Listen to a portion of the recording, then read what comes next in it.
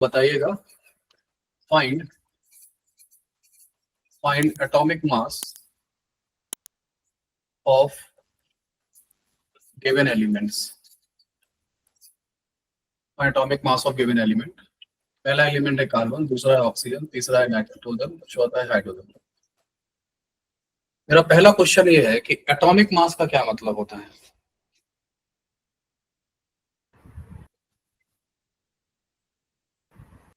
Mass of one atom of that element. Mass of one atom. जब भी आपसे कभी एटॉमिक मास लिखा हुआ कभी आपके सामने आ जाए तो उसका मतलब जान लीजिएगा पहले, मास ऑफ वन एटम, एक एटम का मास। एक एटम का मतलब एक न्यूक्लियस का मास। तो पहला क्वेश्चन मैं करता हूं, फिर आप बताइएगा। इसका आंसर मैं बनाता हूं। ये कार्बन है, मुझे कार्बन के एक न्यूक्लियस का मास बताना है, मतलब कार्बन के एक एटम का मास बताना, वही कार्बन का एटॉमिक मास हो जाएगा। अब कार्बन का जो मास, एक एटम का मास है, वो कहाँ पर है उसके न्यूक्लियस। और न्यूक्लियस में क्या क्या है? 12 प्रोटॉन्स, 6 प्रोटॉन 6 न्यूट्रॉन्स। 6 प्रोटॉन है और 6 न्यूट्रॉन है। अभी आपने देखा था कि मास ऑफ वन प्रोटॉन किसके बराबर था? मास of one neutron. Mass of one proton था 1 AMU के बराबर। हाँ। और मास ऑफ वन न्यूट्रॉन भी किसके बराबर था? 1 AMU के बराबर था। तो अगर 1 प्रोटॉन का मास 1 AMU है तो 6 प्रोटॉन का 6 into 6 AMU।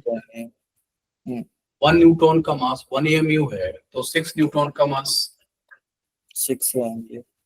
That become 12 AMU। ये है एक्चुअली एटॉमिक मास।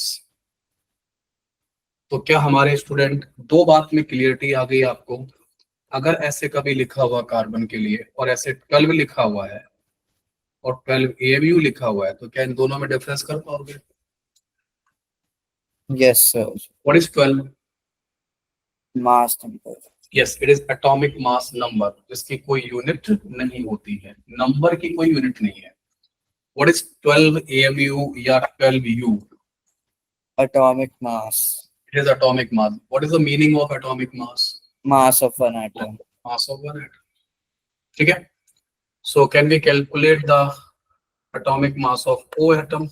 16 AMU। हाँ, कितने प्रोटॉन कितने न्यूट्रॉन? 8 and 8। हाँ, 8 प्रोटॉन होते हैं और 8 न्यूट्रॉन होते हैं। तो यहाँ पे 8 और 16 ऐसे लिखा जाता है। 1 प्रोटॉन का मास 1 AMU, 8 प्रोटॉन का मास 8 AMU, यहाँ पर भी 8 AMU, दैट बिकम्स 16 AMU। ठीक है। क्या हम नाइट्रोजन का बता सकते हैं? 14 AMU। तो 7 प्रोटॉन है और 7 न्यूट्रॉन है। 7 AMU, 7 AMU, that become 14 AMU. What about H atom? 2 AMU। H atom में 1 प्रोटॉन होता है, न्यूट्रॉन 0 होते हैं। 1 AMU होगा sir. So that become 1 AMU only. ठीक है, आगे समझ में? चलो, तो यहाँ तक क्या आया, आगे काम करें।